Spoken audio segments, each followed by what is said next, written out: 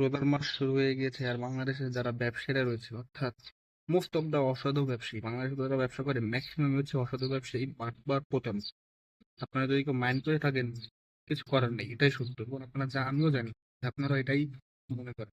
এদেশে এই ব্যবসায়ীরা, এই অসাধু ব্যবসায়ীরা রোজার মাসকে টার্গেট করে।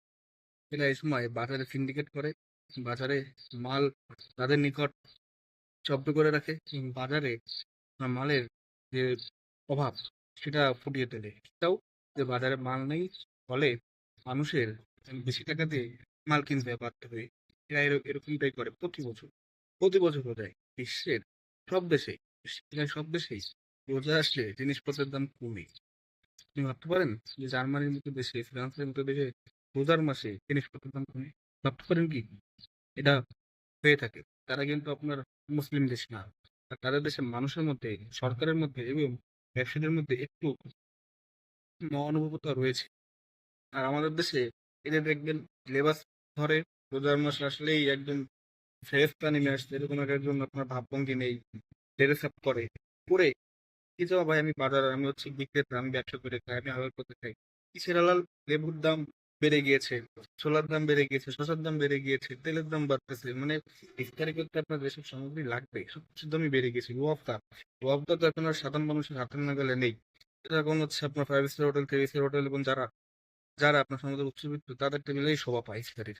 এখন এটি সাধারণ মানুষের টেবিলে শোভা পায় না। ইউসুফ স্কুলের বসে একটা আছে, আপনাদের এলাকায় কি নাম বলে আমি জানি না, এটার দামও কিন্তু এখন আকাশ ছোঁয়া। এছাড়াও দেখুন, মূলত সরকারের একার পক্ষে এটা কন্ট্রোল করা সম্ভব নয়, কোনো সরকারের পক্ষে সম্ভব নয়। এই জন্য প্রয়োজন সদিচ্ছা। আপনি নিজে রোজা রাখতেছেন, আপনি মুখে হাদিস কোরআনের কথা বলতেছেন, মাথায় টুপি, নামাজ আযান দিলেন, মসজিদে দৌড় দিচ্ছেন, ভালো কথা। সে আপনি আবার বাজারে সিন্ডিকেট করতেছেন, সে আপনি আবার ব্যবসায়ী হয়ে প্রতারণা করছেন মানুষের সাথে, সে আপনি আবার জিনিসপত্রের দাম বাড়িয়ে দিচ্ছেন, বাজারে আপনার ভোগ্যপণ্যের সংকট তৈরি করছেন। তো এগুলো হয় না, এগুলো সরকার একা দমন করতে পারে না। এটা হচ্ছে আমাদের দেশের মানুষের বা আমাদের জাতির বা আমাদের দুর্ভাগ্য যে আমরাই মূলত নামমাত্র মুসলিম। আমরা জাকির নাকের একটা কথা আমার খুব মনে পড়ে যে আমাদের দেশের মানুষ বা বিশ্বের বেশিরভাগ মানুষই বর্তমানে প্র্যাকটিসিং মুসলিম না, তারা হচ্ছে বাইবেল মুসলিম। অর্থাৎ আমাদের জন্ম মুসলিম বাবা মার ঘরে হয়েছে বলেই আমরা মুসলিম, এবং তার জন্য আমরা মূলত নামাজ রোজা এগুলা করতে বলে করে থাকি ম্যাক্সিমামই। আর আমাদের জন্ম যদি আল্লাহ মাফ করুক অন্য কোনো ধর্মে হতো, সেক্ষেত্রে হয়তো বা আমরা সেগুলাই পালন করতাম। তো আমাদের প্র্যাকটিসিং মুসলিম হতে হবে।